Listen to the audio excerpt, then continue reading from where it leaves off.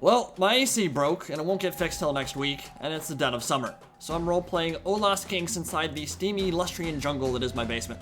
Just a nice and cool 86 degrees in my house, and it's fitting, because the Lizardmen of Itza are marching to war, and we are going full thematics. Gor-Rok, the Great White Lizard, Lord Kroak, and the Star Chamber Guardians, with a Temple Guard Death Star, against the Knights of Origo, the Crusaders of the Southlands, continuing their holy war in the lands of Lustria.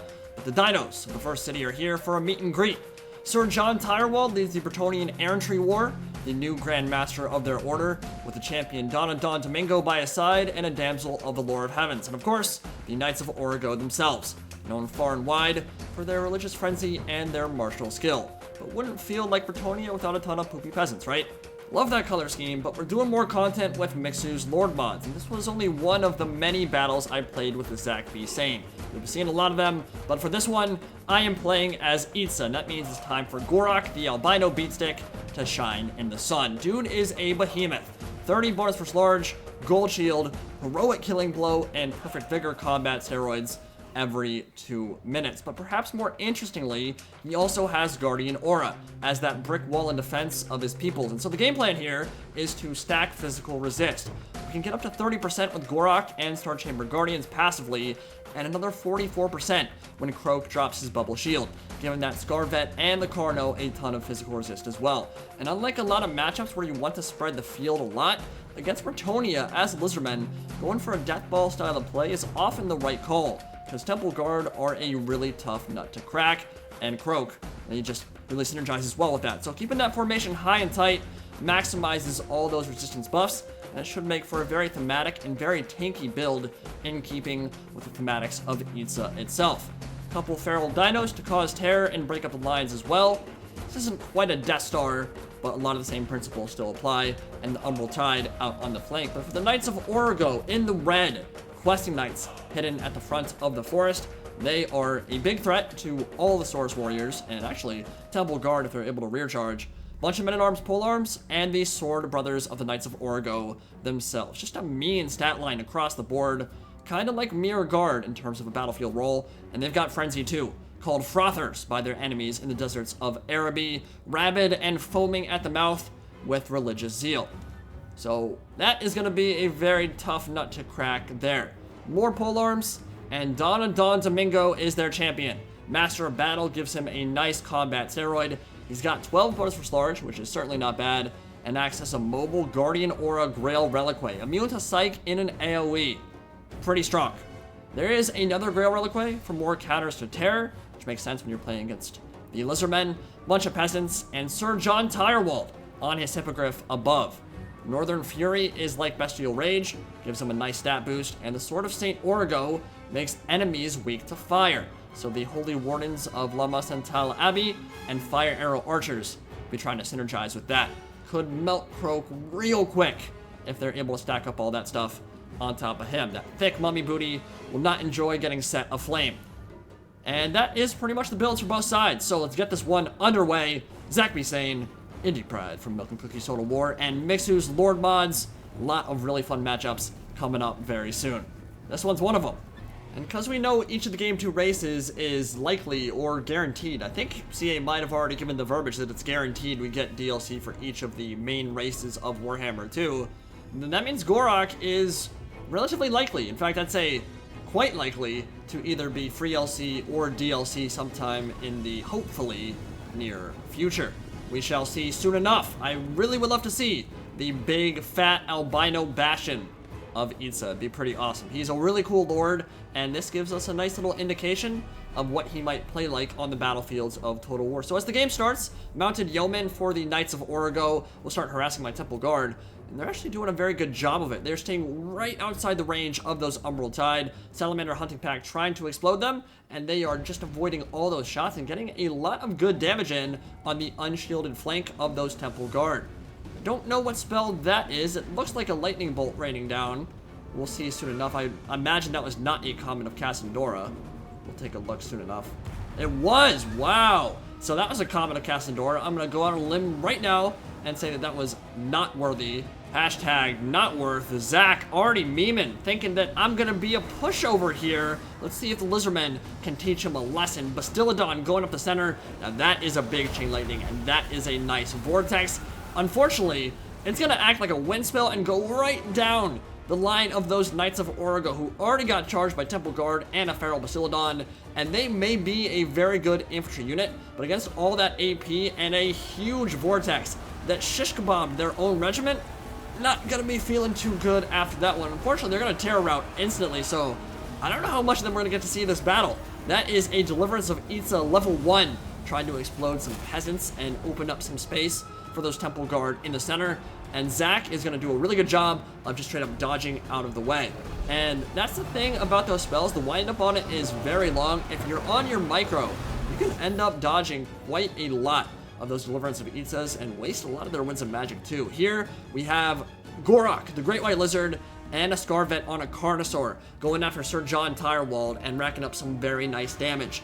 They'll be buffing up each other's physical resist, and they have a lot of bonus for large going the way of that Hippogriff. He does not want to stick around in a duel with those bad boys. They will put him in the ground real quick. On the right side, Saurus and Temple Guard getting in. In fact, one of the Temple Guard units, the ones that were getting skirmished down by those mounted yeomen, have already taken a tremendous amount of HP loss from all those arrows pincushioning their behinds. It definitely hurts. It hurts a lot. Back here, another Deliverance of Itza, going to try to create some space for those Umbral Tide. And again, Zach is going to definitely maneuver his way out of that position and make sure that his cavalry do not get exploded. They are going to fear out, but they will come right back and continue to be very, very annoying. The Questing Knights are springing their ambush now, and the Umbral Tide are waiting for them. I love doing this. They're a very good unit for kind of protecting your back line and shooting out cav or single entity monsters. And on the front line, the Star Chamber Guardians, Temple Guard, are just gonna rip up peasants all day long. Hello, Puppet. Scarvet on that Carnosaur bounding into the Questing Knights and gonna feast on their flesh this day, but things are getting a little bit scary for the Lizardmen of Itza, because both Questing Knights are free. They rode right by the Carnosaur, and now the Umbral Tide are completely pinned in place. Super nice move from the Knights of Origo here. And those Salamander Hunting Pack were looking for an avenue of escape, and they are not going to find it. Just a wall of horses, armor, and steel, and quickly they are going to drop. Beautiful engagement there, and there will be another Deliverance of Itza to hopefully free up some of them so they can fire into the cab, but it does not look like that's going to happen.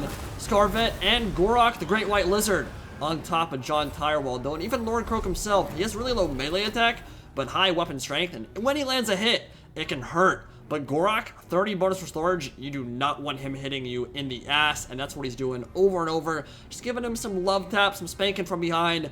John Tirewald is taking a tremendous amount of damage here, and he is going to rout. Now, the army for Itza is looking very small, but to be fair, it was kind of small to begin with. It was Temple Guard and Dinos for the most part. Feral Bastiladon is actually still alive, rampaging, but Don Domingo is on top of him, and he's gonna smash that 650 gold terror-causing monster. No problem whatsoever. 450 weapon strength, 12 bonus for large, and a ton of combat steroids. Gonna absolutely murder him in a 1v1 fight. And that might free him up to maybe start doing some damage to the Scarvet or Gor-Rok, who does count as large. But what we're gonna do here is make sure we keep that stacking physical resistance together. Create that pocket in the center of the Knights of Origo and just hold on and survive against this horde of peasants that are coming our way. Star Chamber Guardians are still alive. Gor-Rok is still alive, and that means both Guardian Auras are still active and on the field, backing up both Feral Bastiladons. One of them's about to go down. Some really good shots coming in from those peasant bowmen. Yeah, armor helps, physical resistance helps, but it only goes so far when you've got that little HP. Scarvet wants none of that action, going right through to the archers, trying to shut them down for good. And Questing Knights are still on the field and still causing a ton of havoc in the back line. Saurus on the flanks, getting a rear charge in here. Down to Don Domingo, very nearby. Could be a 1v1 brim between the Carnosaur and that Knight. And Star Chamber Guardians are doing what they do best, holding the line and keeping Kroak alive. Probably not a lot of Winds of Magic left, but with Greater Arcane Conduit, you can be casting Deliverers of Pizza all day long, and there will be another one dropping right now. See what kind of damage that can do. Again, Zach doing some really good dodges here. He's been on point, really aware, hyper aware of all those casts and making sure to get out of there before it goes off. But the Carnosaur, he is hyper aware that there are a lot of snacks on the field and they're looking real tasty. And he just bounded through the entire line. That was super epic looking. Just ran through the entire thing, terror-rounded them instantly, and those peasant bowmen will not be long for this world. But a 1v1 will be going down between Don Domingo and the Scarvet without the help of Gor-Rok or that 44% ward save from Kroak. So they're still fighting it out in the middle, and these peasants are going to find it incredibly difficult to chunk their way through these Star Chamber Guardians. I don't bring them that often. I will say in the Bretonnia matchup though, they have a real nice niche. They can be good against other factions as well, but here they are just performing aces for me. John Tirewald is somehow still alive, slivers of HP, but one charge into Scarvet from the rear in tandem with Don and Don Domingo could be enough to maybe turn that fight, because the Scarvet is isolated, but he's not seeking to take that engagement, instead going for the Feral Basilodon. And you just saw Zach dodge yet another Deliverance of Itza. Does not want pizza today, has avoided all the deliveries so far, and Kroak is only at like 50 kills. So honestly, Zach's micro has been on fleek the entire game. Really impressive. Besides the Column of Castandora, which was obviously very questionable on top of those Emerald Tide, he's played this very well. The Lizardmen army is in tatters, but there is a very solid bastion in the center, and all the important stuff still alive. Kroak is still alive, Scarvet is still alive, Gor-Rok is still alive, and he is about to get put down for good. Tail thwap. Shaking that booty, Carnosaur. Just twerking on him. Just twerking on that Hippogriff and taking him out of the fight. Common to Castandora, going to take out some Temple Guard and Saurus, but at this point, balance bar shifting a little bit too far in the favor of Itza, and it looks like the Lizardmen should be able to take it, bar some kind of miracle for the Knights of Origo.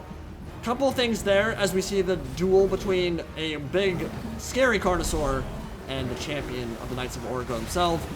I'd say that putting the Knights of Origo on the front line when you got Feral Basilodons used as line breakers, probably not the right call. I think a peasant front line and keeping them in reserve would have been better. And while the Chain Lightning idea was a nice one, you probably want to cast that on peasants who are tying down Temple Guard rather than, you know, sending your elite unit in there to tie up a really expensive Temple Guard and then dropping it. Because if you drop that Chain Lightning and it happens to arc into your own formation, which is what happened there, you're losing a lot of value. If you do that with a peasant unit though, not such a big deal. Besides those two casts, the micro was on point for sure. I mean, he literally dodged every single Deliverance of Itza except for the one that hit the Questing Knights, I think. So, Kroak didn't get a lot of kills there. Normally, in this kind of battle, you'll see him get 200, maybe even 300 kills. He was very impactful that game, but it wasn't because of his DPS spells. Those were all dodged. It was because of that 44% physical resist, which is super strong. The Guardian Aura stacking together worked out incredibly well, and that's the only reason why Gor-Rok, the Scarvet, and Lord Kroak were all still around at the end of that battle. Temple Guard, amazing. Amazing against Bretonnia. They really held the line exceptionally well, and the Feral Basilodons caused a lot of terror, and even though the Grail Reliquaries were on the field, couldn't quite do enough. Hope you guys enjoyed that. More Mixu coming very soon.